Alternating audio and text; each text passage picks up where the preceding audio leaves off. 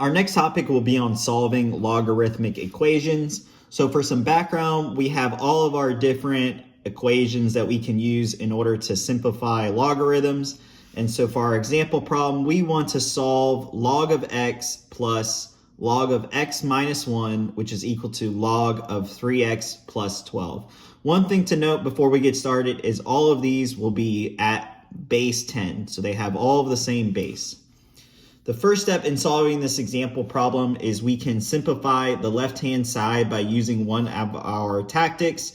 So we know that the log of x plus log of y is really just the log of xy. So we can multiply these two expressions together. So we'll get log of x multiplied by x minus 1, which will be equal to log of 3x plus 12. The next step is we can go ahead and start solving for our x. So because we know that the log of x and the log of y are equal to each other and they share the same base, then we know that the x expression will be equal to the y expression, and so that's what we're doing here. This can be considered as our x, and this can be considered as our y, and so we can set them equal to each other and solve. So this will just be a standard quadratic expression where we can subtract the 3x from the right-hand side. We can subtract the 12 from the right-hand side and move it over to the left-hand side.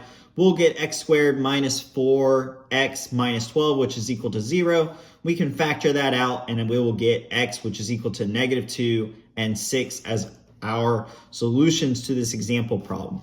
The last thing to do before concluding is we want to check each solution. So when we check, what we're doing is we're looking for if the logarithmic will be negative.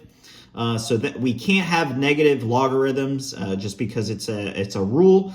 And so when we check for x is equal to -2, we get a log of a negative value plus a log of another negative value, which is going to be equal to a log of a positive value.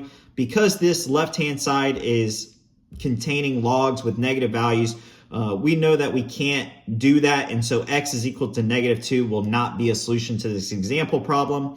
When we look at x is equal to 6, we get positive logs all around, and so we know that because there's no negatives or zeros, then x is equal to 6 will be a solution to our example problem. And so this will be our only x value for this example problem.